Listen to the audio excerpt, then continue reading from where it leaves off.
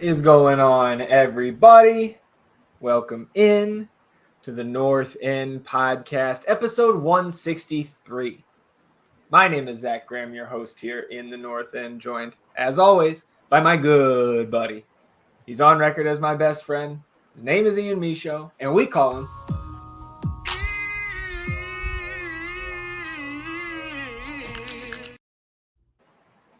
E. Sitting here on a Sunday afternoon, victorious Austin, Texas. I know, obviously, as you said in the midweek, you were not at the stadium on Friday, which I don't know. We'll have to put it on the poll if E is banned or not until we lose again.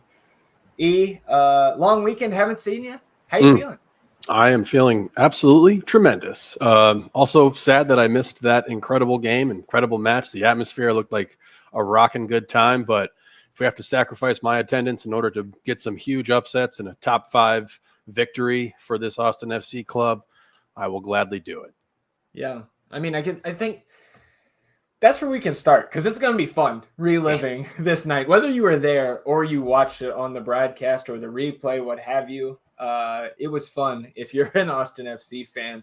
And that was kind of the thing that I started thinking about immediately as I was walking up the staircase to leave Q2 with our friends the other night was, where does this rank in terms of the all-time experiences at Q2 Stadium, the all-time wins for this club? And I think now that I'm almost 48 hours removed from that night, I have cooled a little bit on saying that it was a top 5 Q2 experience, because I think it was certainly up there, right? And it was different because the stadium was probably 25-30% Pumas fans. And so that just kind of like raised the intensity level in the stadium. But I can't put that past both playoff wins, LAFC 2022, the 4-1 win.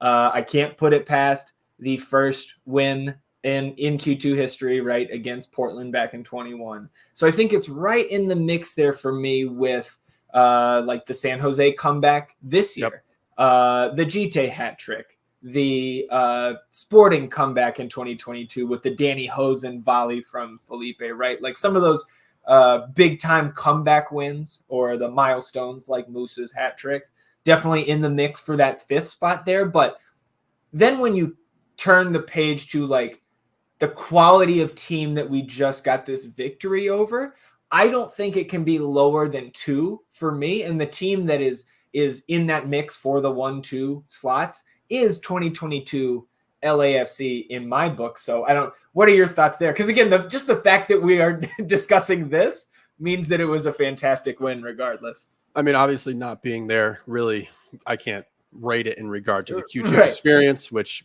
definitely sucks. But as someone who was watching the game, cheering on, ready to roll, and still very much obviously emotionally involved in it, I can't really argue with the fact that it's in that top 10 there.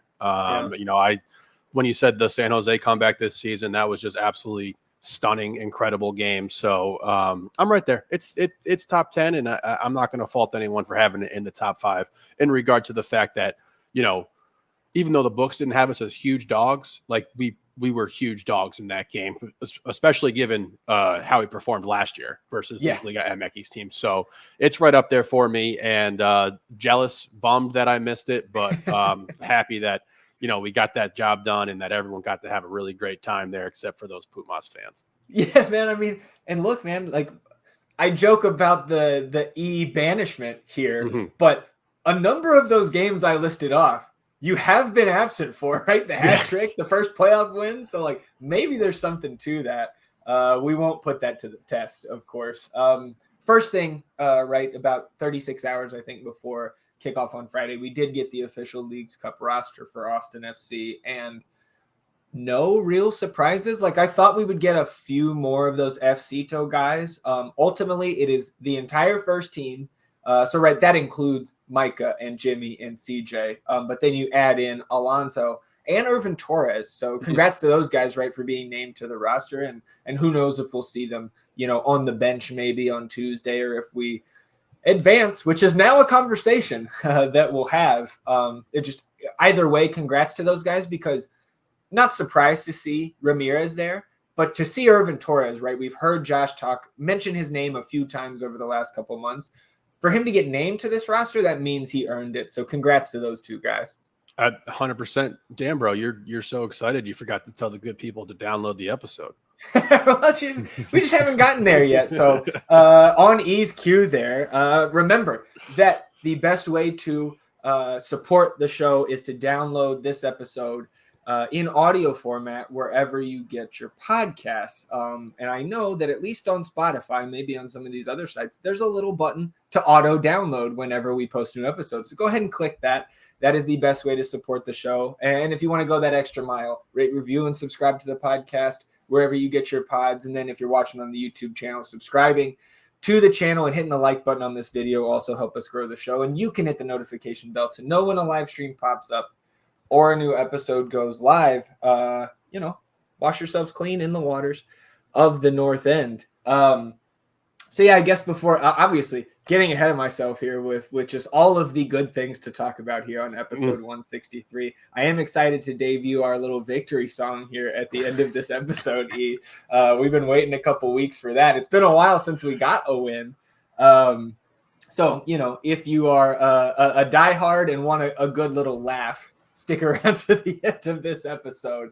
So I guess we can just jump into this recap here. No injuries to report. And then, although like we talked about in the midweek, right, some injuries, some big time injuries for Pumas, right? Suarez being out with the ACL. The name is escaping me of their captain, who is a center back. I believe he was also out, still dealing with an illness. I think they still had like $8 million worth of center back available, so I don't feel too bad for Pumas. But then coming out with the lineup, it was interesting because on that graphic, man, there is no captain listed. And of course, that is not the only eyebrow raising thing from this graphic, because it starts Stephen Cleveland in net, which I believe was his first action of any kind in terms of an actual game in about a calendar year. That back line, Guilherme Biru, Mikkel Dessler, the fullbacks. Then you get Heinzike and Hedges again. So that's another talking point in this lineup. Midfield of Ring, Danny, and Seba. Bukhari and John Gallagher, the starting wings with Giassi Zardes up top. And then you have that expanded bench here in Leagues Cup. So Wolf, Stuver, Jimenez, Valencia, Kolmanich, Cascante, Obrian, Finlay, Svatok active on the bench, Rubio, Väisänen, and Bersano.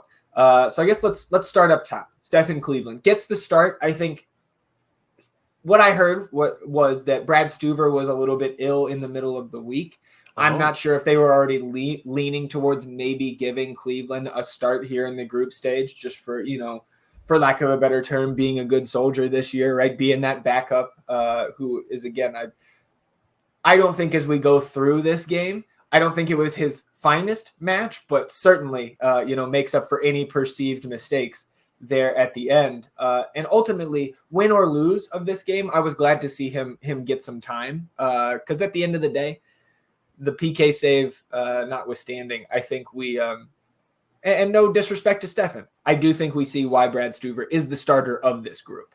Yeah, for sure. And I mean, also, to give him a little bit of the benefit of the doubt here, you really threw him into quite the gauntlet to start his Austin FC tenure here with matching up with this Pumas team. But yes, when the lineup comes out, you see that right away. And I appreciate that insight in regard to Brad potentially being a bit under the weather, because I wanted to know what went into that decision. Obviously, we can just look at how much time and games Brad has put in this season and how he's constantly in there and potentially getting some rotation and stuff like that.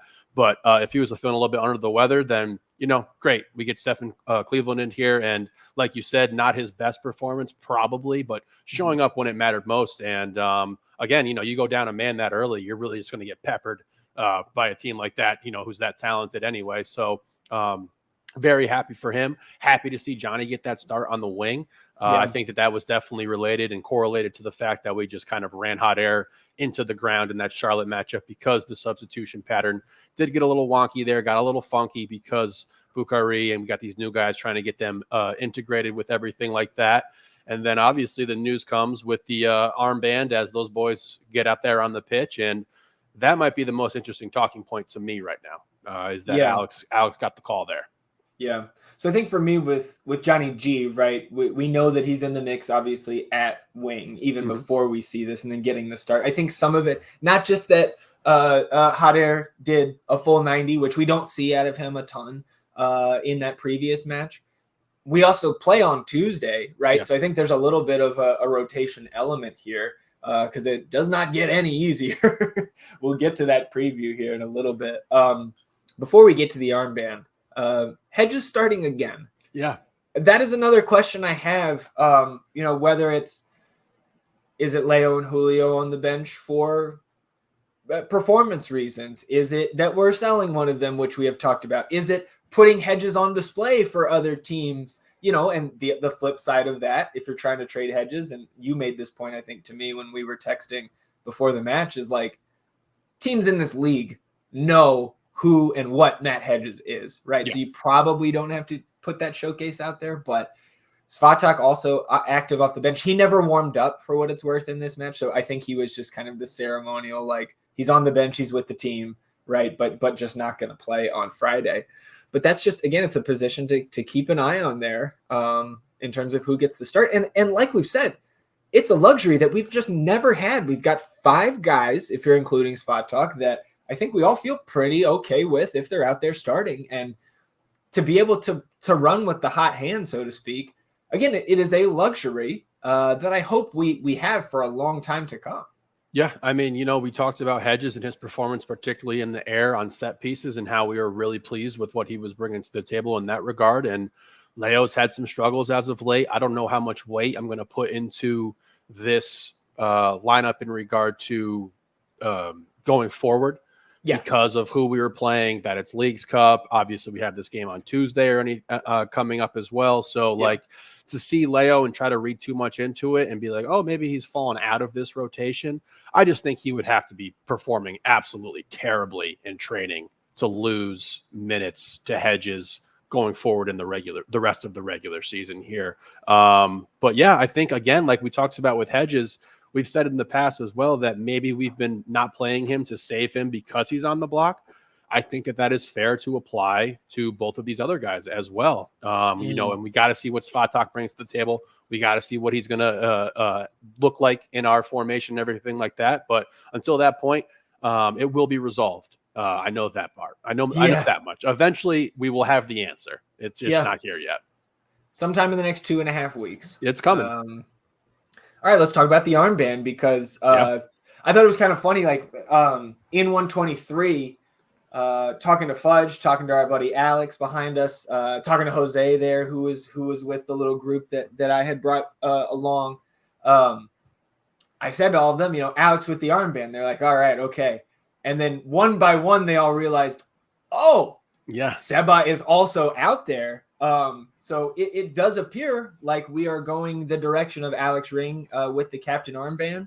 And I think not just because of the way things played out on Friday night, but even before we kick off here, I like to see that because it is the coaching staff, the team, the entire locker room understanding that this change can be made potentially for the better. And to take that on in the middle of the season, I applaud everybody involved there, from Seba to Alex to the coaching staff. And again, I'm saying this without any knowledge of Seba could maybe hate that decision, or maybe Alex Ring didn't totally want it, but it seems like this was all kind of like hunky-dory with all of them. And I'm excited to see that going forward because I think we're probably a little bit late in terms of calling for the armband to be moved. Or certainly me. It's really just been in this last little stretch where I'm like, okay, like I'm fully on board with like, I would like to see the change in captaincy here. But we see it, and multiple times that these guys combined last night, and big hugs after some goals. It was great to see. Like you said, we have been talking about it much more as of late. And in regard to this switch being made, I said it on a few episodes prior that, this would be something that Josh might have to make the call on in regard to how Seba has looked in regard again to, his leadership or lack thereof. And the fact that you could have potentially lost him with making that decision and created much more of a larger rift for Seba to handle it with some maturity and everything, I think is fantastic. I think getting that responsibility off of him is a good call and just let this guy go kind of play. You've seen Alex over the last 2 games, despite conceding a really bad penalty kick, really step his game up and play some of his best soccer of at least this season. So I think he embraces that challenge. Alex is also a type of guy, he's going to always have that chip on his shoulder, right? And I think when you saw Seba get that red, and then when we're without him on the Charlotte game, Alex is going to embrace that challenge and kind of take that on and be ready to prove some people wrong. He's definitely the guy who's going to give you a shut the fuck up if he's out there doing his thing. So I like that. And, after seeing all these different referees that we've had so far this season, from going from the PRO guys to the amateur guys, and then to these refs that are in the Leagues Cup, maybe Alex has a better grip and understanding, having been in MLS this long, as to how to actually approach and speak to these referees and the officials who are out there. So that might be a really good thing, a positive that he's bringing to the table. But again, he has backed it up with his play, and I absolutely salute him for that. Yep, I'm with you. One thing I did note as we were walking into Q2 on Friday, seeing, of course, a ton of Pumas fans, which we expected. And I think we might even have some more Rayados fans in terms of the percentage of the stadium on Tuesday. Austin FC on Twitter, 94,000 followers. Pumas, 2.4 million. Hey, I'm glad they showed out. I wasn't there. But it creates a really fun, potentially dangerous atmosphere. But it raises the intensity of the game because there is that tension in the stadium. So again, say what you will about Leagues Cup and in regard to it potentially pushing out the U.S. Open Cup, but it's fun, man. I even had fun last year when we were losing to the worst teams in that league. So it's a fun little tournament, and I appreciated that. And this game brought all of that to the table. Yeah. Well, and that just illustrates, right, just how huge this Pumas is, right? Yes. And these giants in the Mexican league. Let's get into this one. Let's do it. 6th minute here. Pumas, and I thought really controlling the pace and possession early on, and I thought you could tell the difference between how they look moving the ball in possession compared to Austin, over the long term. But here in the 6th minute, Austin on the ball for the first time, for any sustained period in the early moments. Alex Ring changes the field from right to left, and that ball headed by John Gallagher, again playing on that left wing, towards Driussi, who's in the 18, left center of net. Takes one bounce. He's able to get around a Pumas defender and get onto this ball, and then his shot from about 10 yards deflected out for a corner, and nothing doing on that corner. But that was really the first sign of life from Austin. After the first 5 minutes, I was already clenching. Yeah, absolutely. And, we've talked about it before in regard to the frustrations that fans, players potentially have to our style of play. But you see the crispness of a team like Pumas doing it, and you can see the vision, you know what I mean? And as we start to upgrade the talent on this roster, hopefully that's what it starts to look like for Austin. But yes, they were definitely in control here. This is a great change of field by Alex that leads to a solid chance. And, our set piece stuff has not been awesome this year for various reasons in regard to who's delivering the ball, our ability to actually get stuff in the air. We didn't have G really playing much at all in the beginning of this season. So it was encouraging to see that we then were able to shift the tide a little bit on them. A couple minutes later in the 9th minute, Pumas has a throw here in the Austin offensive third, near side to the broadcast camera. John Gallagher steps under that throw, heads it down to Driussi, and Seba loses control for a moment, but Zardes in close proximity there, he's able to get to that loose ball, tap it to Driussi, who turns towards the middle of the park, slides it onto Alex Ring, and then you get these dual runs here from both G and Seba into the box, which drags defenders with him and leaves Ring with a ton of space from about 20 yards out. Also, I think on the replay, a very good run by Mikkel Dessler on the right side to kind of keep some of or occupy some defenders to that side of Alex Ring. So Ring takes a peek up, fires a shot from just outside the box, and he caught the keeper leaning to his left. He goes to the keeper's right, ushers it into the back of the net, opening goal. Another stare down of the north end there, but I don't know what's gotten into Alex Ring, man. but I love it.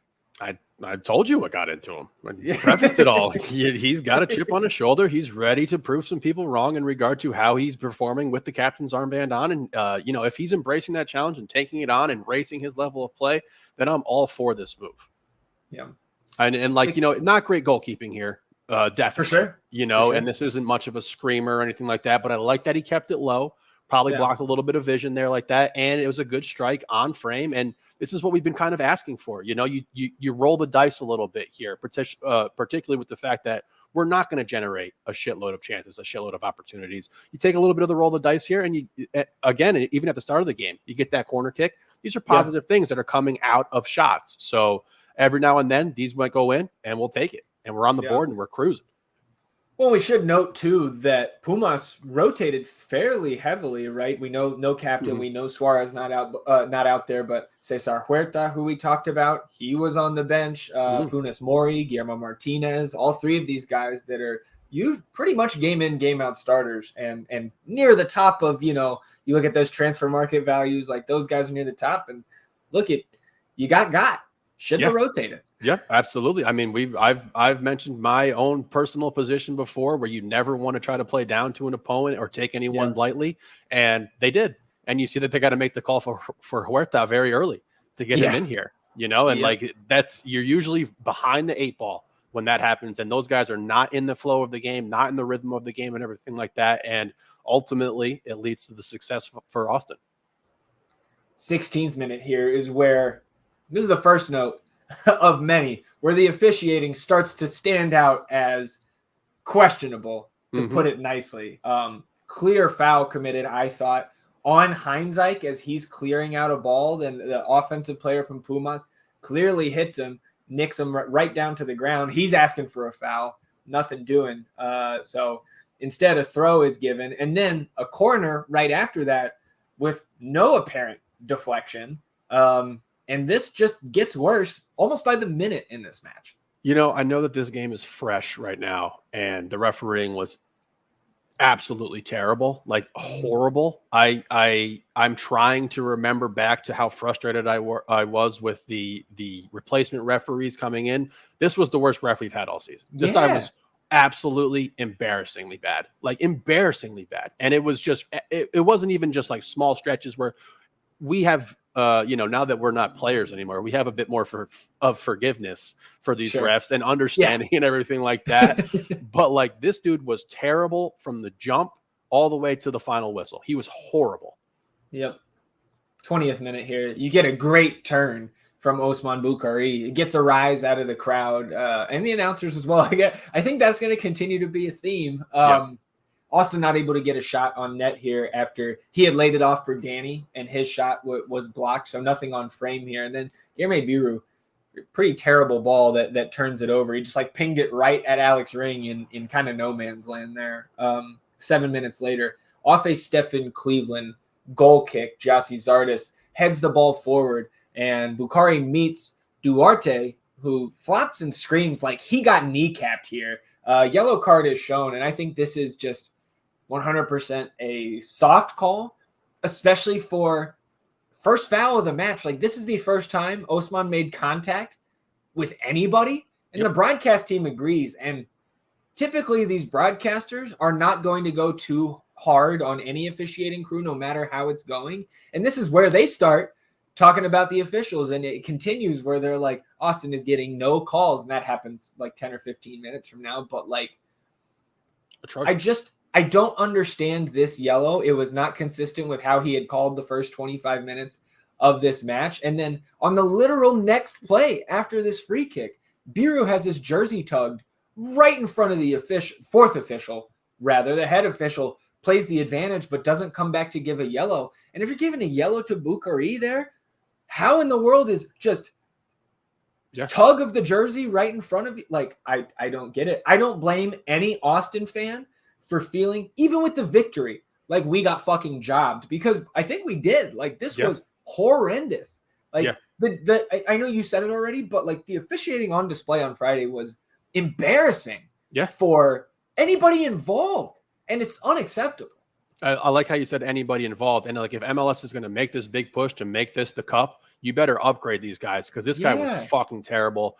They were one of the whiniest, most Pumas. embarrassingly flopping team I have ever seen play. Like they were babies, little boohoo babies all the fucking time. And the fact that this is the first yellow that gets passed out to Bukhari here, you don't get the Biru call. And then we even see later where it's similar contact to what Bukhari got, except Seba takes an elbow too. And then the Pumas guys tells him to like get up. Like absolutely. There's nothing we can do about it. This guy was horrible. And like, if MLS wants this cup to be better, this guy can't be back. He was the worst referee I've seen all season. Yeah. And that's my issue in many sports is that there's not enough accountability for officials. You lose games, coaches, players, you lose your job. You fuck things up as an official.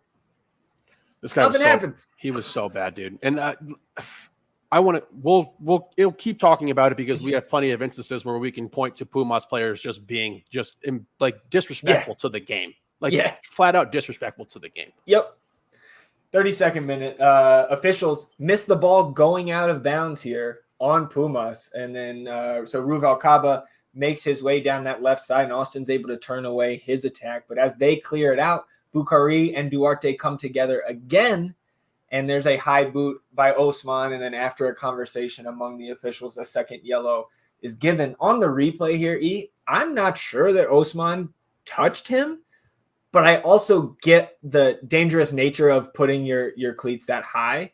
So I think it's hard to disagree with this yellow, but like multiple blatant mistakes. The first yellow that's given to Bukhari, which is just, again, flat out wrong. It's 100% a mistake.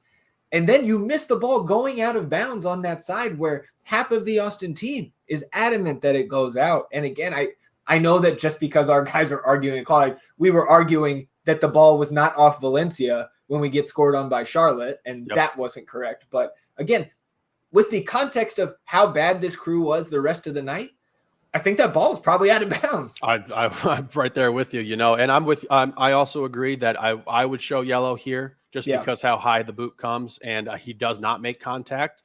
And, as you make a mistake as a referee from the first call, you've now compounded this issue where you do have to show yellow here, and boom, our most electric, exciting player that we just got is now out of the game. And now you're starting to feel really shitty. And I also don't think it would be fair to let Osman slide here. You cannot put your boot that high when you just picked up a yellow. So some of that is also on him. For sure. Look at us being reasonable. Right.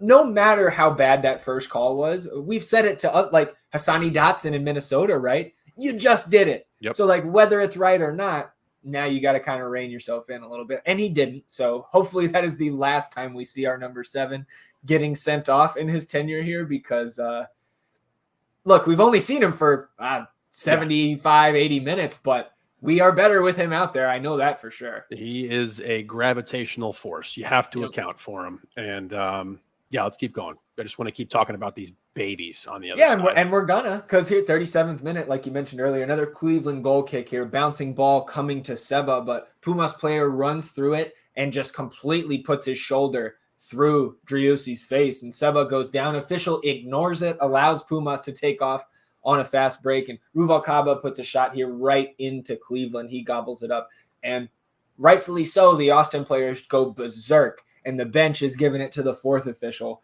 Again, just horrid refereeing all night. And like I said earlier, this entire crew should be disciplined. We know they won't. We know that won't happen. But, and I even made a note of this rewatching yesterday, is like, it's crazy how upset I got all over again watching the replay, knowing that our favorite team was able to outlast both Pumas and the officials. And this is where Max Brectos says Austin is not getting any calls, emphasis on any there. And again, when somebody like that, an experienced broadcaster player, right? Like, you know that it's one-sided. It was absolutely ridiculous to watch. And like, it sucks that it kind of overshadows the fact that we have this monumental, like fantastic win, but you just can't ignore it. Like I'd love to not be talking about this right now because we won this game and it should not overshadow the effort, the quality of play the willingness to step up to this huge challenge. And we have to talk about the fact that this referee was fucking terrible. And it was started with him, and it went all the way down to every single official that participated in this. And not only were the Pumas guys embarrassing, they took advantage of it. Yep, absolutely. 42nd minute. Yeah, you mentioned Huerta, right? Comes in early. I think they had him up warming up in like the 35th minute. Right after the red card, they sent him down there. It was like, okay, we're gonna take care of this now. Yeah. And it felt like that was what was gonna happen. 44th minute, you get a yellow card to Guilherme Biru after he took out Huerta. But again, Huerta, when he sees the advantage played, he's down like he's dead, and he pops right up and tries to join the fucking break. Mm-hmm. So again, just inconsistency between the teams, extremely frustrating. And ultimately, I give credit to Biru and everybody else who was out there because they kept their heads enough to not get anybody else thrown out. I totally agree. It must have been, I mean, as frustrated as we are, it was even more frustrating for those guys out there, you know, and they don't, you know, we've already racked up 3 yellows at this point. We've been shown a red, and they're not getting their first one until the second half of this game. Yep. 45th minute here, wayward ball from Guilherme Biru. Looks like it's going to be turned over. He tried to pop it over to Danny on that left sideline. But fantastic work here. Just the effort by Danny to step in front and win this ball back on that left sideline. Then Danny takes a touch towards the middle. Driussi makes another great run in behind that back line, and that lays off or opens up some space for Danny to lay it off to a charging Gyasi Zardes up the middle. He's basically just got him and the keeper from about 14 yards out, redirects it into that right side of the net. Shorthanded goal, 2-0. What is going on? Dude, honestly, I know we were breaking down like earlier, like top 10 kind of list and everything. This is a career highlight for me, for Danny. This is a top 10 play that he's ever made, in my opinion. I know he doesn't score here, but like the effort, the willingness, the sneakiness, the craftiness to take this ball, win back this possession, get your head up, so many more runs from Seba this game. Yep. And I don't know if that was directly related to Bukhari, but obviously he's off the pitch at this point, but so many more committed runs where he's not waiting in the center of the pitch, doesn't get the ball, and he throws his hands up, creating space for other guys. A perfect dime from Danny. Great touch by G. Suck it, Pumas. Yeah. Well, and that's the babies.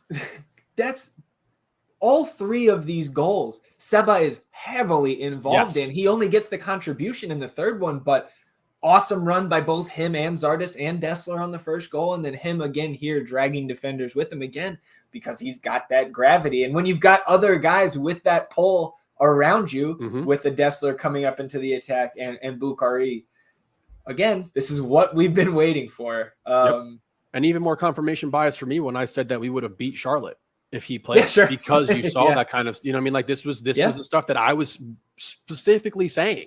Like you're going to be able to get into space. He does get the assist for the Alex goal. Oh, you're right. Yep.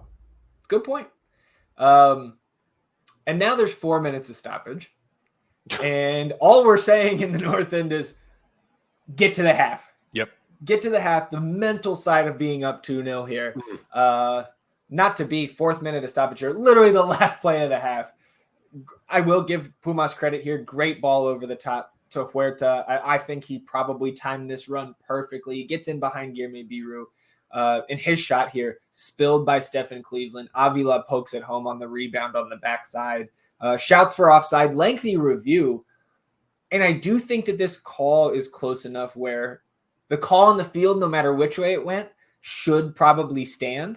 We do not have a good angle because we know about the camera angles at Q2 Stadium. So ultimately, goal stands 2-1 into the half. And if I got to be 100% honest, man, I thought we were losing that match after that. Yeah, I totally agree. Started to rain on our parade big time because the momentum had now shifted. Obviously, you take into account the fact that we're down a man, one of our most impactful players, even though we've only seen him for a very short amount of time.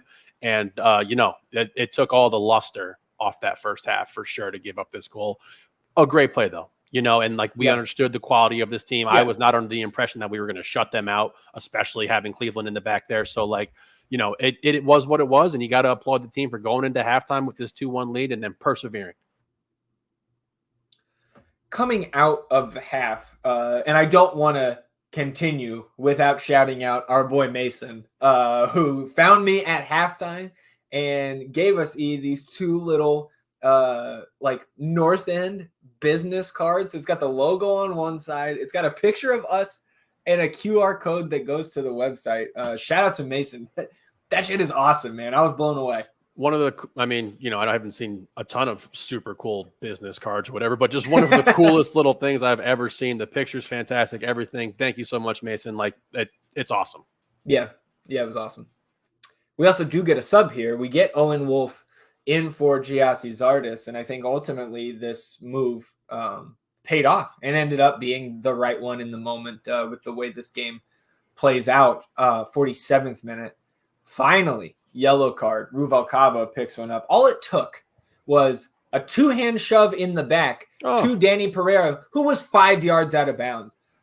I don't know, man. I think, like, if you did that in a basketball game, you get fucking run. You are ejected. Yep. And so, but of course, that was never going to happen here with the way this ref was siding with Pumas. But it was a fucking dirty play, man. And Danny sold it a little bit. It's still dirty, though. He shoved him in the back. It's absolutely a fucking dirty play and just highlights the fact that they're little pee-pee babies, little piss babies, the whole fucking game. And, you know, all we've heard about with these Liga MX teams is, the game is so much more physical. There's so much more. And, like, shut up. Yeah. Get up off the fucking pitch and let's actually play this game for real. And the fact that this ref didn't have the wherewithal, the courage, the gusto, whatever you throw in, whatever adjective you want to actually reprimand some of these guys for acting the way that they did is just, it's embarrassing.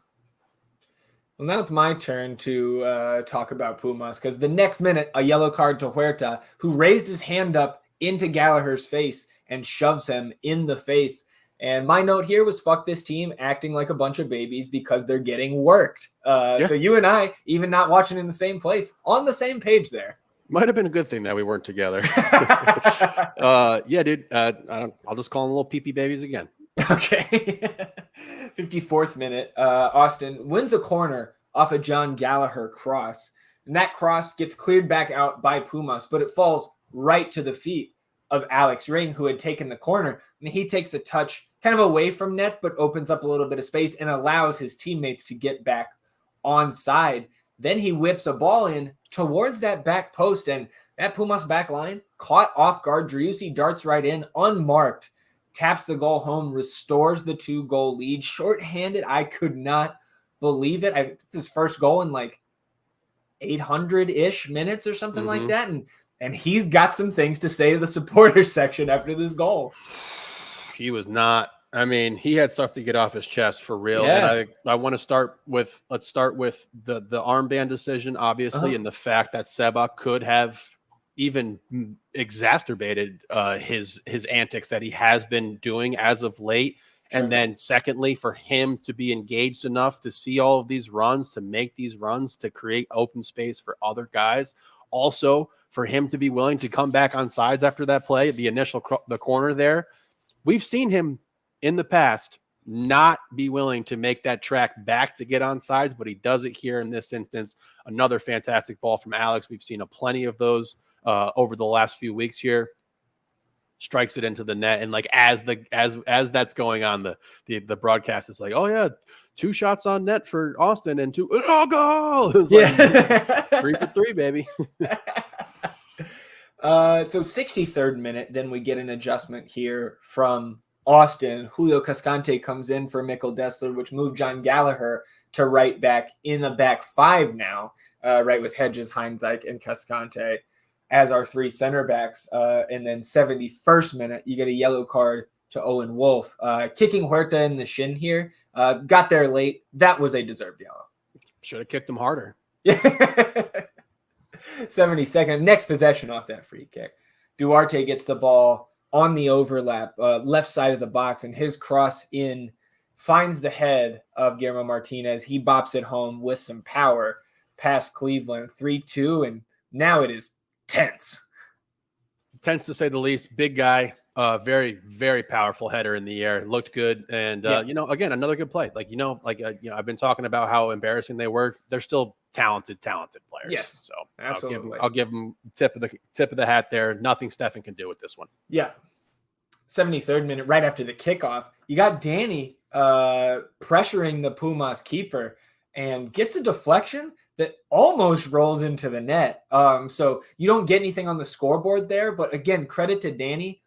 He has been great, I think, over the last 3 or 4 matches. And the effort that we've seen consistently, like you're getting to the 80th plus in all of these matches, and you're like, Danny is dog tired out there, but he continues to push through. And this was just another one, again, 70 plus minutes in. You've been down a man for like 45 minutes, and he still got the energy here to almost cause that mistake at the back. Can't heap enough praise on all these guys, but Danny for sure. Absolutely. Danny has been incredible, stellar, fantastic, wonderful these last few games here. Just the effort stuff, like we talked about, like I said, one of the top 10 career highlight plays for me to get that assist in the first half after winning back a ball, and like, look, man, the whole season, even, we've been preaching patience, get to this point where we can get the infusion of talent. And it was even much more of a longer endurance type of run for the guys. And now to see this, I'd love to be hitting our stride right now. You don't want to hit your stride too early in the season because you can lose that luster, particularly if you're a team that's not overly talented like we are. But to be hitting your stride right now, and I don't want to say that we are, but things are trending, building. The guys look way more engaged, much happier. Your one poor conceded PK from Alex Ring from like really feeling great about where this team is looking, how this team is looking right now. Yeah, I agree. 75th minute. Here they come. Angel and Funes Mori in for Avila and Posetto. 77th minute. Yellow card to Stephen Cleveland for delaying.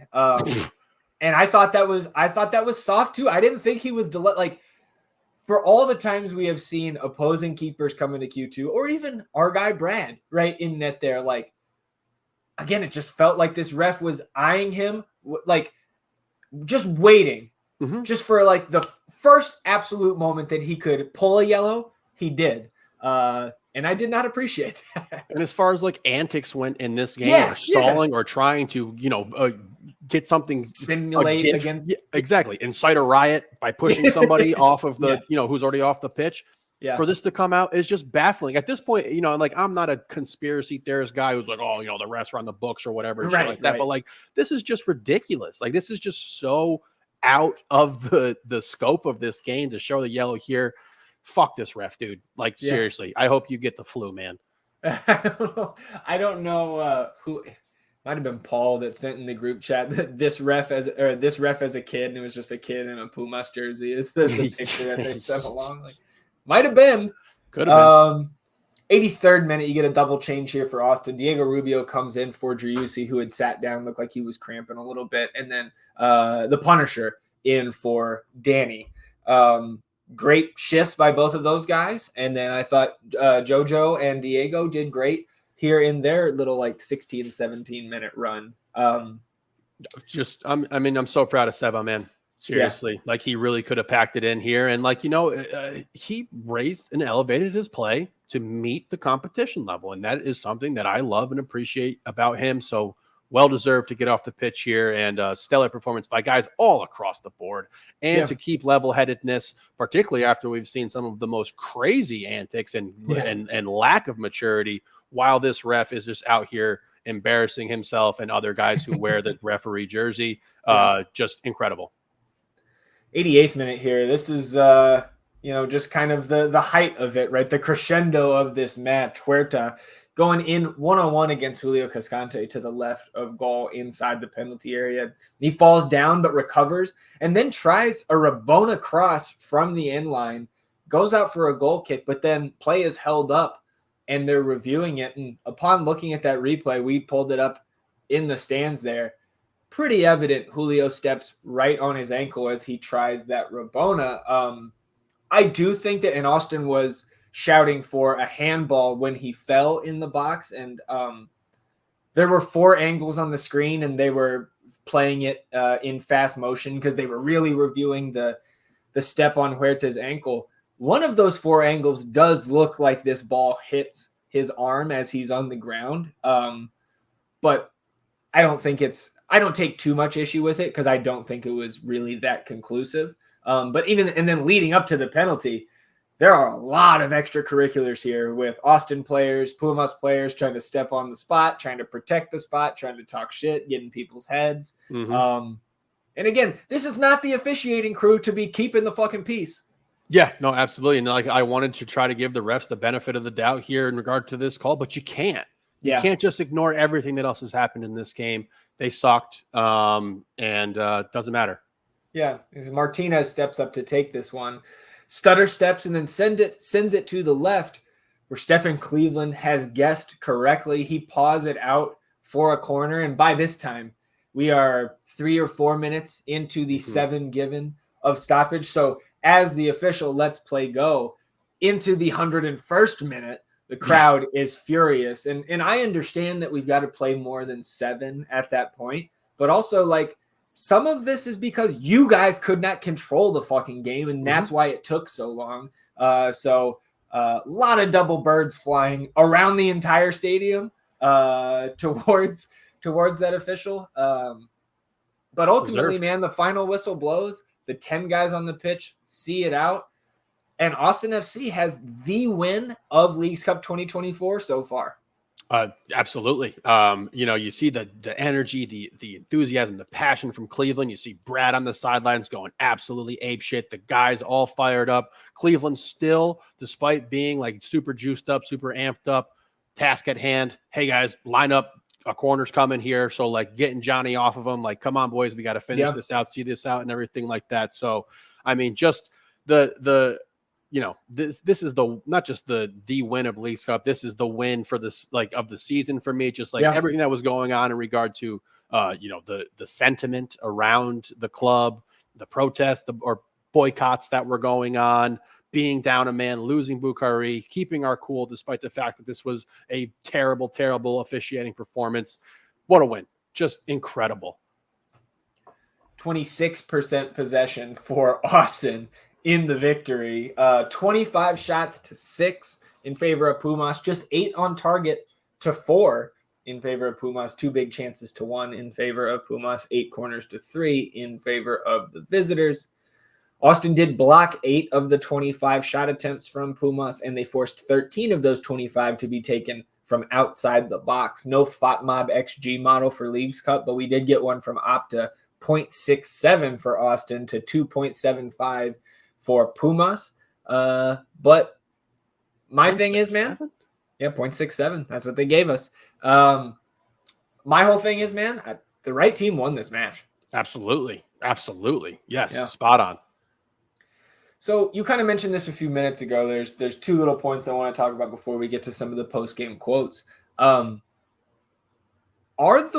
just one win. But again, we talked about all the positives that we came out of the Charlotte draw with.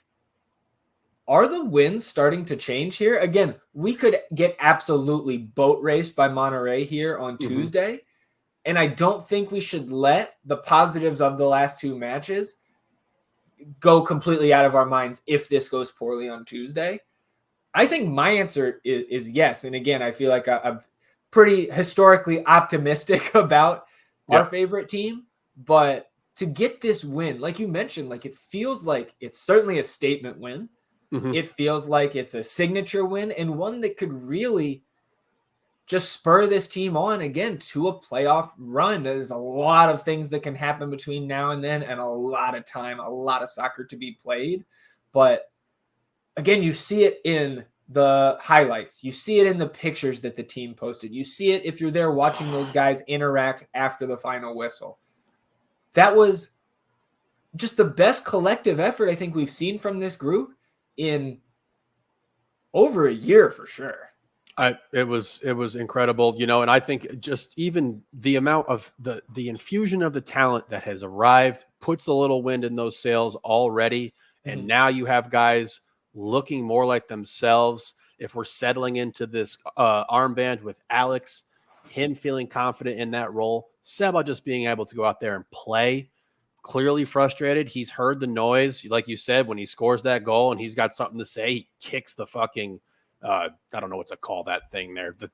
the sideboard, the inboard, whatever, sideline advertising wall. board. Yep. So he kicks that, but like, we'll take that, man. If he's got a chip on his shoulder too, where he's like, fuck you guys, I'm going to carry my team to the playoffs, I'm all on board for it. We have maintained the mission all season, make the playoffs. The boys have arrived here now. And like you said, we are historically optimistic. We are historically looking to the bright things that this team has, or even searching for whatever we really can at some points in time. But it is yet to be seen. But I think having gotten to this point where Bukhari is here, Dessler's here, Svatak is here, we have Seba bought back in, you can't help but feel good, man. You really can't. And like you said, we'll see how this goes versus Monterrey here.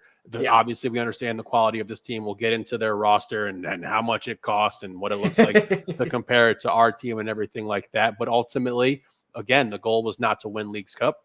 If we have a good showing here, wonderful. Making the playoffs. We got games left, 9 games left. Let's go fucking do this thing. So I looked back to the group stage of last year's Leagues Cup. No team that recorded 3 or more points in the group stage got bounced. So, look, we love being the first at certain things here in Austin. Let's hope we're not the first team to get bounced. And we can talk about that in a second. Just a couple quotes from the post game. Coach Wolf said, "We had adversity that we faced in many, many ways. The players put in a big effort and got rewarded. They were fantastic today. The fans were also incredible, as always, to help push and keep steering these guys in a good direction. The energy from the guys on the field, the energy from the guys off the field, it shows who they are, the character." And I will mention, if you haven't, I believe I saw this on the Austin FC subreddit. I did not see this during the match. I didn't see it on the highlights. Obviously, we saw Stuver, how pumped he was after the save. Apparently, there was like a 4 or 5 minute period for Hot Air Obrian where he was standing where the subs warm up, and he's got his little, warm up penny, and he's dancing to La Murga and like helping to lead the chants. And I think he's somebody that when Osman got the red card, Obrian was probably going to play on Friday, and that changed when we got the red at a winger position. So I just want to shout out Hader as well, because he contributed even though he didn't set foot on the pitch. Oh, first of all, La Murga. Oh, you're right. Shout out Profe. Got your back, Prof. Yeah, dude, he's going to get his time here. But again, the vibes, immaculate. Everybody seemed really impassioned about it, like really bought into this. And, to get the result, because it's all well and good to be amped up about a game and be like, hey, this is a great challenge. We have a chance here to like really rock a team who doesn't really respect us. But then to go ahead and get the result after a ton of adversity. Come on. Yep. He continues, said, "Our performances in the last 4 or 5 games have been solid. We've been down a guy probably a little bit too often, but these guys hung in there. They grinded and got a much deserved result." And like, I also don't want to let that go undiscussed on this episode, that we get another fucking red card. Yeah. And so now we've had 4 straight games where you either get a red card or we give up a penalty. And in some of these games, fucking both. Yeah. So like that, I can't change my tune on that from what we talked about last episode. We've got to get this shit straight, no matter who it is. Yeah. We can't be shooting ourselves in the foot, and we just continue 4 straight games. It's more than a quarter of our last 4 games we've been down a man, and we're not getting these. That was the earliest red card that we've gotten of the 3. Yep. So that absolutely has to change going forward. We cannot get another red card this season. Can't do it. No, I totally agree. And I'm going to give Usman a little bit of the benefit of the doubt because how horrible the ref was. But yes, this needs to absolutely be cleaned up. And, even to put a little spin on that, all the positives we've taken away from that. If you clean that very cleanable aspect up now, you're feeling way better. Yeah. I mean, those are controllables, right? Like sometimes the ball's going to pop up, hit you in the arm, PK, whatever. But, I think we get what we're getting at there, right? John Gallagher discussing the halftime sub, right? Owen Wolf in for Giassi Zardes. He said, I think it was a necessary adjustment, and give credit to the staff because it's not easy doing that on the fly. They saw that the 4-4-1 with Giassi up top was a lot of work for him, and that wasn't really working for us to get pressure out wide. So we made the adjustment. And again, that it paid off. That's one player we didn't talk about outside of his yellow card was Owen Wolf. And there were multiple times where I felt like he was making the correct decision to extend a break with the ball at his foot, whether going to the corner, trying to hold it up. Sometimes these guys just lumping balls past that Pumas back line to waste 15, 20 seconds and then get the back line reset, right? Kind of restructure that shell.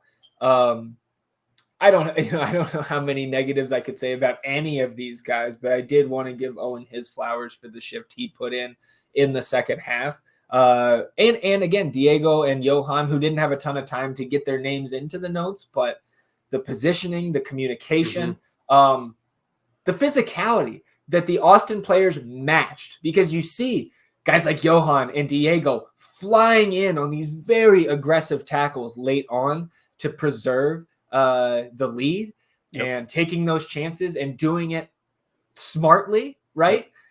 You're always going to kind of grit your teeth when you see Diego Rubio flying in at full speed, going to ground. And we've gotten on him for that in the past. Very clean this game, as was everybody else for the most part in that second half.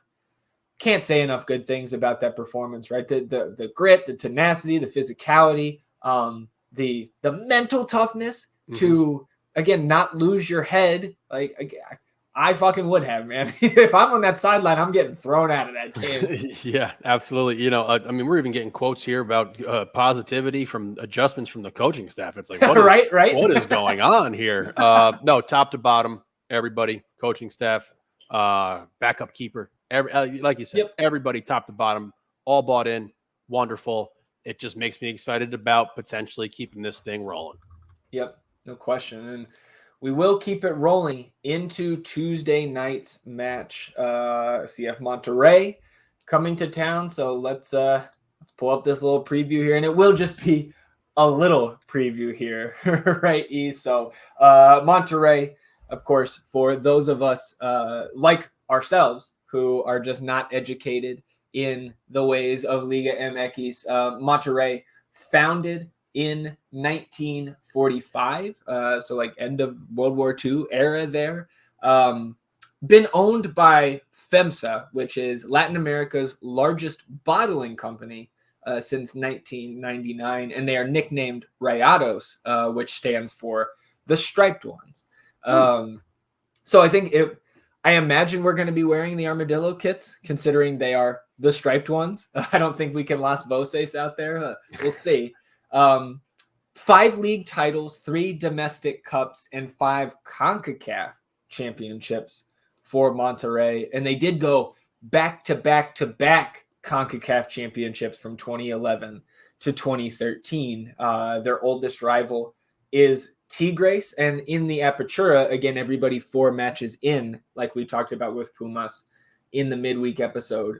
They have 3 wins and 1 loss so far in the Apertura. And that loss was 4-0 on the road to Cruz Azul. So took a little butt whooping there, but in their other 3, again, 3 wins, 4 goals for, and just 1 against in those other 3 matches.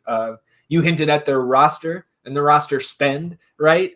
Don't know the total spend, but if you go on a transfer market, again, which isn't our favorite website, but when you're trying to learn about a team like this and the potential disparities in roster quality, just from the transfer market values, their roster is worth $77 million to Austin's 43, and over a quarter of that $43 million roster valuation for Austin has come in the form of these 3 players that we have added. Monterrey has 10 players worth $4 million or more on transfer market.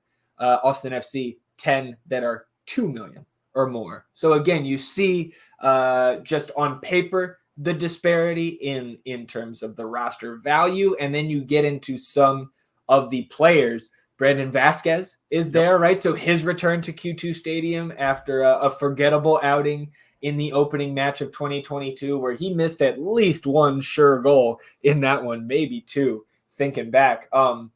Jesus Corona, who has 71 caps and 10 goals for the Mexican national team, is on this team. Sergio Canales, who has, just 11 caps for Spain, and a goal for the Spanish national team. we could continue on down the list, right? Yeah. Herman Bertarame. I'm probably butchering that, but these guys are loaded. Yeah. They are on paper better than Pumas. Yes, absolutely. And I remember from last year's Leagues Cup when we bowed out pretty early, and I was catching other games. And as they moved through into the knockout stages, I really enjoyed watching this team. It was a lot of fun to watch them. One of the teams I actually kept up with after Leagues Cup had finalized. So yes, we have a tall task in front of us, and obviously we're going to be without Bukhari here, which is really shitty. Even just not from the standpoint of like having his talent and everything out there, but also from the standpoint of we want these guys to get as many minutes together, as many reps together as possible. But you've established a little bit of house money here. You brought up the stat before where no team who got 3 points in their first game was not able to advance. So I'm hoping that we can keep this rolling. It is going to be difficult, to say the least. Statistically, last year, goals per 90, Brandon Vasquez led this team. 6 goals in his 15 matches after being sold on from FC Cincinnati last season. Canales had 10 goals and 4 assists across the Apertura and Clausura of 23-24. Herman Bertarame, 10 goals, or 11 contributions, rather, and then 10 contributions from Maxi Meza, who has 11 caps for Argentina. So there's another one for you. And yeah, you mentioned the right, getting 3 points. I don't have 100% confidence in deciphering of how all these tiebreakers are going to work. But the first tiebreaker is head-to-head. So we could, with a Monterrey victory over Austin on Wednesday and a Pumas victory over Monterrey, would put all 3 teams on 3 points. So you and I were discussing before we started the episode, like, okay, how can we get out of that 3-way tiebreaker? I think what we want in that scenario is just a 1-goal victory for Pumas, right? Because I think if Monterrey is able to beat us by multiple goals and then just give up that 1-goal differential to Pumas, I think Monterrey would, again, in the goal differential tiebreaker, which is the second one, in the case of a 3-way tie, if they were the 1 seed out of that and they're then pulled out of the tiebreaker, I would think, I guess I'm just at least hoping that then the 2 teams left would go back to the first tiebreaker and that we would have that tiebreaker over Pumas. But again, I have no idea how that works. And you don't have to get to the 3-way tie. A win or a draw against Rayados on Tuesday, you're advanced. If Pumas draws or loses to Monterrey next Saturday, I believe that's the 3rd of August, then Austin would move through as well. So again, they have put themselves in position to at least get a round of 32 match if they can take care of business. But it is a tall task, another one in front of us here on Tuesday. Absolutely. And like whatever comes of this, man, I'm still incredibly proud of this team for what they showed versus Pumas here. And hopefully the soccer gods could potentially reward us in this last matchup versus Monterrey and Pumas if we're not able to get the job done come Tuesday.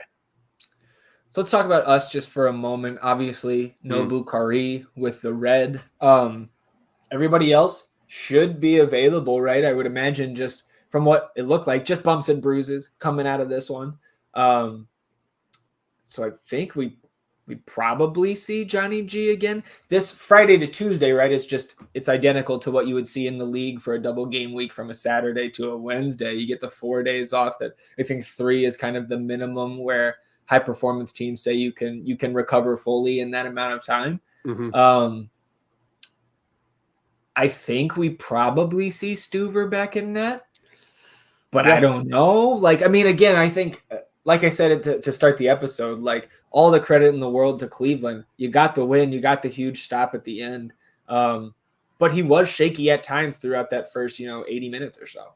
I mean, to be expected, his first start at Q, you're playing the fucking Liga MX powerhouse. And I get that you can have a little nerves there. I was not aware of Bradley potentially being under the weather, excuse me. So that's the first and foremost thing for me is like, is he actually feeling right, feeling good, able to get out there and perform? If he is, I also do expect him to get the start. Yeah. and I think I'm fine with like almost any other rotation that we make. I want to see that same. Yeah, I was about to say, I want to see that same midfield.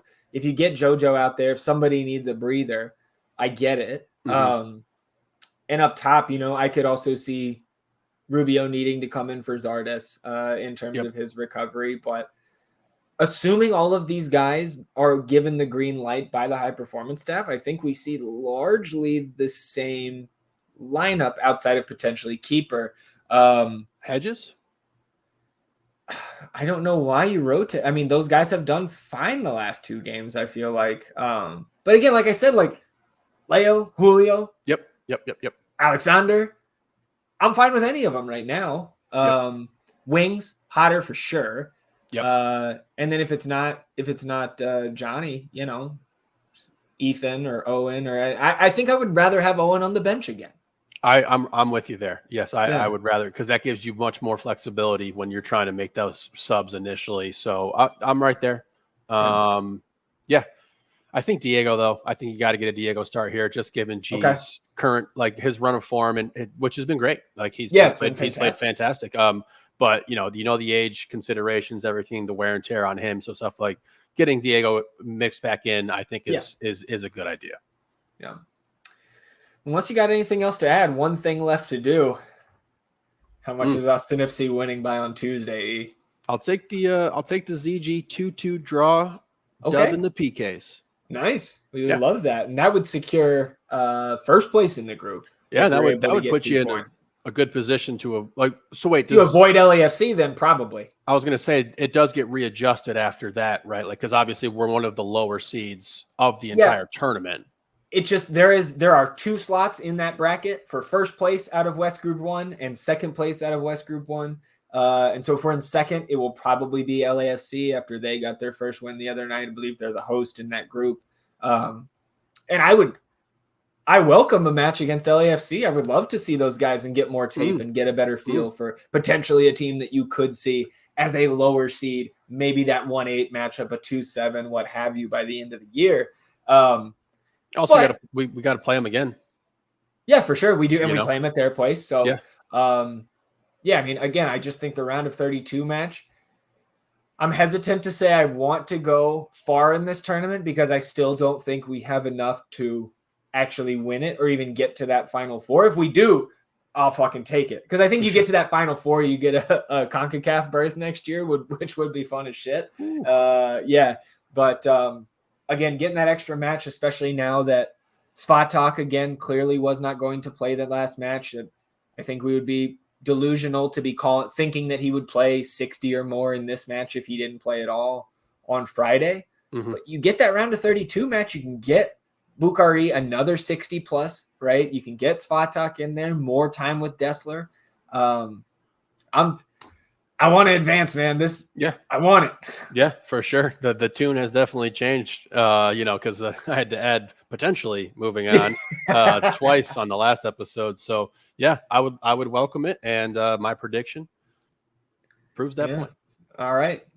Well, I'm back in the negative here, E. Understandable. I think we got our one. Yeah. I think we got our one. No Bukhari. I don't think we get blanked here. Give me a 3-1 Rayados.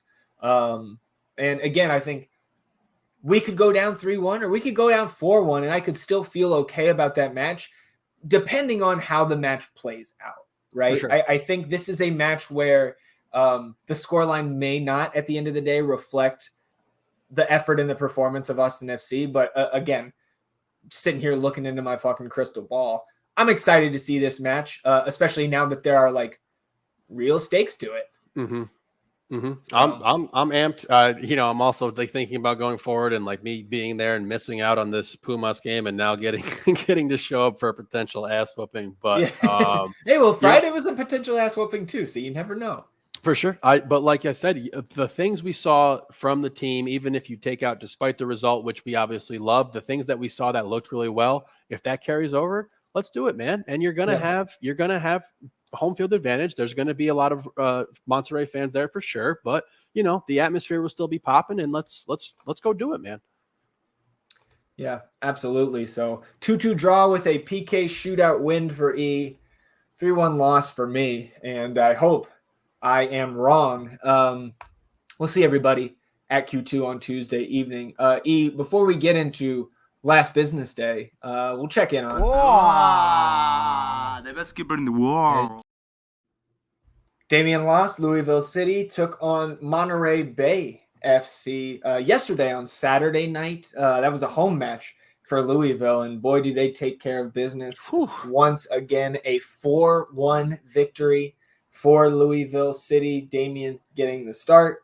Conceded, obviously, the one goal. Only one save, so again, not put into a ton of action, it seemed. I think our resident Louisville City fan, Trevor, I think has been just, from what I can tell, watching a ton of Olympic soccer and stuff. So I don't know if he was able to catch his Louisville City boys. Didn't see an update from him so far today, but 4-1 on paper, you love to see it, and they just continue to climb. One thing to note here, E, on Tuesday, Louisville City will host Frankfurt. So you've got a big European club coming over on their summer tour, their preseason scrimmages.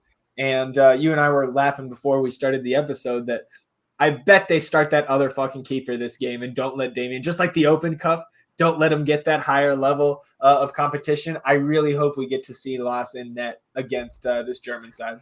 I very much hope that as well. I'm just looking at this USL table right now and just taking a peek 44 points from 20 games. This fuck this league. How about Miami FC with 8 points from their 21 matches? Negative 28 goal differential. The Western Conference only has 1, 2, 3 teams with a positive goal differential. The team in first has a goal differential of 4. That's a joke. Yeah, well, Eastern Conference dominance. And when the best keeper in the world's playing on your team, that's how you only give up 24 goals in your 20 matches. Good luck to Damian against Frankfurt. Really hope he's out there. Yeah, 100%. Now we'll talk about the MLS Next Pro Invitational, which all of a sudden, I've heard a top 5 trophy in the world. It's the most premier championship I've ever seen in my life. So out there on Saturday night, taking on Cancun FC, the champions of the Liga MX Expansión. One thing we noticed, right? We didn't have really any sort of a preview from these guys in the midweek, but you notice immediately they have some old fucks on this Cancun team. I think some of I think 28, 29 years old out there. And I guess you think about it, it makes a little bit of sense because Cancun is not from what I know about this league, they're not a developmental team. They're not Cancun 2, right? They don't have a first team that's up in the first division. So I guess it makes sense that they're a little bit older. But for FCito, you did get a Cervantes start in net, back line of Sal, Tony Gomez, Bonachero, Sheikh Touré, Alonso in there with the armband, Steve Louis-Jean, Irvin Torres, and then up front, Jimmy and CJ on the wings with Micah up at the 9. Pinot still missing from this side, but on the bench you did have Van Rijn, De Anda, Anthony Garcia, Chris Garcia, who was not listed on the graphic but does sub into this match late on, Diego Abarca, Marcus Allstrup, Irvin Torres, and Brian Arellano. So I think that's the mix-up. You've got Irvin Torres in the lineup, also listed on the subs. I think that's where Chris Garcia was supposed to be slotted in. Is that – I know we have both the Garcia guys there. Has the one dude been missing literally since the first and only game we saw? So that was Anthony Garcia the first game, I believe. And then he's been back. He's made 2 or 3 appearances since he's been back. Chris Garcia was the one we saw with a bad hamstring against Foro. And then I think this is his first appearance since then. So it's been 4 fucking months for Chris. So it's good to see him. Chris Garcia is the guy that has the MLS experience, the couple games with RSL, and then went to El Paso and then back here and then to Austin. But again, it's good to see that, especially with Jimmy being on the first team deal, CJ being up with the first team frequently. Good to be getting this team back to full strength as they try to make their own playoff push. Yeah, I was going to say, this is one of the most filled out benches that we've had for this Austin FC2 club all season. But they've just dug themselves a large hole. Yep. So hopefully, get these guys back in, you get some of these new guys infused there, and you can try to make a late push. But it's going to be a tall task. Yep. Couple notes from this one. 8th minute here, you get Micah Burton, who I thought was fantastic on the night watching that one. He ends up, we'll get there, draws a foul about 35 yards from net. And Shaq Toure lines up over this, plays a great ball right to the head of CJ Fodre, who rises up like a salmon. And just skies over everybody here. Pops it towards that back post. This one is going in, but Micah Burton on the backside heads it home for good measure, steal that goal from CJ. And it was a good thing that Micah remained onside there. So it was a great start, but again, there's a little nervous on that touch. Cancun certainly calling for the flag to go up, but it doesn't. 1-0, great start. And we've said this about CJ since the first time we saw him out there on the field. He looks like a man amongst boys, particularly in the air. He's got some vert to him. You saw. What was the game that he came in, and was it Dallas when we were down a man? And at Dallas. And it might have been a home game. I'm sorry I'm blanking here, but we saw him in the air with several attempts that were like, oh wow. And we it was Seattle. Recently. Yes, it was Seattle. And I was like, oh man, this is what we love about CJ. And you see it here, and you even got confirmation that this was going in from the source itself. Yeah. Asked him today at the Meet the Team event. That was going in, right? It's like, if Micah could buy beer, he'd owe you one, brother. Yeah. Hold him to that one in about 3 years. 29th minute here. Bonachera back passes to Aaron Cervantes, and Cervantes picks it up. So I thought that this was a PK. It's not. It's indirect free kick from 8 yards out. Yep. So you have almost every Austin player standing on the goal line here. And luckily this shot that they take, right, you tap it to the teammate and then have a rip. Right at Cervantes, goes out for a corner. Looked like maybe Alonso also got a touch to it. And they end up clearing out that cross. So very nervy moment there. And I think now we've had both Marcus and Aaron have, mistakes at the back of this nature where you concede the very dangerous moment. Baffling. Yeah. Into the second half, 50th minute, Cancun cross comes in and they head it towards net twice. First one goes off the post and the second one into the back of the net, but flag goes up. Saves Austin in this instance. And then 8 minutes later, 58th, CJ plays Micah and then on to Jimmy. And Jimmy's shot gets deflected out for a corner. But I thought in this instance, pretty good execution by those three guys on the break. And it's a 1-game sample size, but I thought that this was the best we've seen out of those three guys working up in the front together. And if that chemistry is improving, you really love to see it again for the chances of this team going down the stretch. But off that corner, CJ whips it in kind of over the scrum towards the back post. And Alonso Ramirez with a brilliant first touch to bring it down. And then off the half volley to himself, blasts it past the keeper. 2-0. And man, Alonso is typically very muted with his celebrations. And you get the kind of double fist pump flex down and a little yell. And for Alonso, he was going crazy. I love this kid, man. I don't know if he's ever going to see time with our first team, legit, consistent time, but I do think he's an MLS quality player. I think I'm with you, man. And if, again, he's on loan, right? So you'd have to purchase him. We'd have to get the green card going. But if that stuff can get done and it's financially feasible with the cap sheet for the first team, supplemental spot, man. I would love to see him fill one of those slots. Would absolutely love it. Would be my top choice in regard to the FC2 team. Yeah. 67th minute here, Cancun able to cross it in from near that right sideline towards the back post, and Cervantes comes out to try to close it down here. But I thought that the Cancun player who does get on the ball does really well to just redirect it towards the middle after Cervantes had come off his line, and they just slide it cleanly into the net. And now we've got a game. 69th minute, you get Nico Van Ryn in there, who they called John Santillan on the broadcast. So oh my God. Apparently not an updated roster for the broadcasters here. Abarca also comes in, Cheick Toure and Torres come out. Irvin.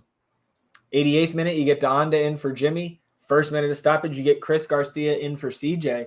And there are a couple nervy moments down the stretch, but again, I thought this team did quite well as a unit to hold on here. And then again, you're raising a trophy, and MVP trophy goes to Micah Burton. And I do think, again, I don't know if it goes to him if he doesn't steal that first goal, but I did think it was well-deserved. I thought it could have gone to any of the three guys in the attack. I thought it could have gone to Alonso. Yep.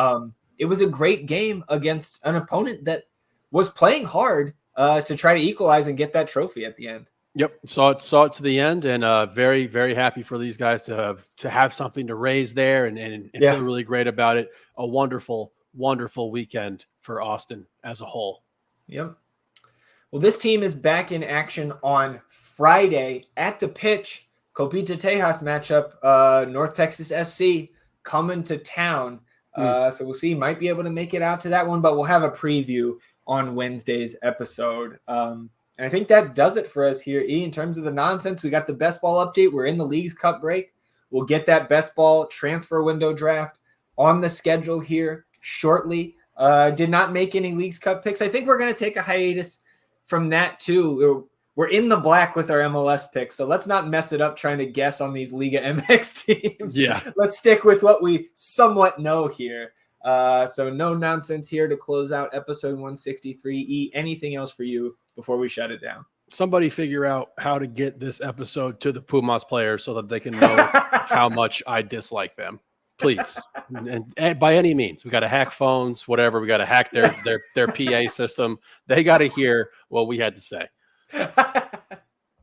Man, and I think a game like Friday is what I think is going to make this tournament extra special in terms of the level of competition 5, 6, 7 years down the road. Yes. Because imagine the next time we see these guys. I mean, that's what I would like. You brought up Monterrey and their cap sheet essentially, and how much it is. And it's like, it makes more sense for a team in the United States of America to have a more expanded roster once this MLS makes the push that we have been seeing for some time here. And I totally agree. Like this, like every tournament has to start out in the beginning. You're going to have your growing pains and all things like that. And we're getting to this point where it could be a really fun thing. Yeah. Look, every competition is made up and every competition starts from somewhere. So I think again, and think about the next time we get matched up with fucking Juarez or Mazatlan. I want to beat those guys' ass too. I want to get these wins. Absolutely. So we'll see on Tuesday against Monterrey. Appreciate everybody tuning in, sticking with us here in episode 163 of the North End Podcast. We will be back on Wednesday recapping Austin FC's match against Rayados, previewing FCito's Friday matchup against North Texas SC, and I guess discussing what we might need out of that Saturday Pumas and Monterrey match to potentially advance if we haven't already. So looking forward to that. Looking forward to the match on Tuesday. And we'll see you all back here on Wednesday. Until then, he's E, and I'm Zach. Vamos Austin FC, everybody. Victory song.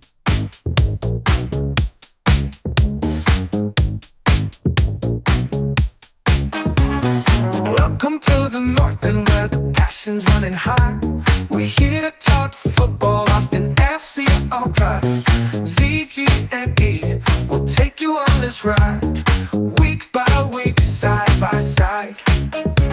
It's section 1, 2, 3, we're the rowdiest in town. The Pirates, Damon, Uncle Dave, and Big Fudge all around. We sing our songs, we chant as one. Through thick and thin, the match day's just begun. In the North End, we stand together. Through every game, through any weather. From the first whistle to the final blow, the North End will never let go.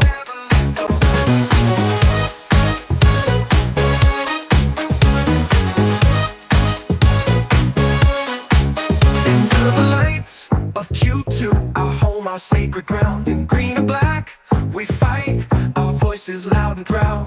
Trio sees magic, Bacardi speed, Stuva saving grace. With every goal we score, the lights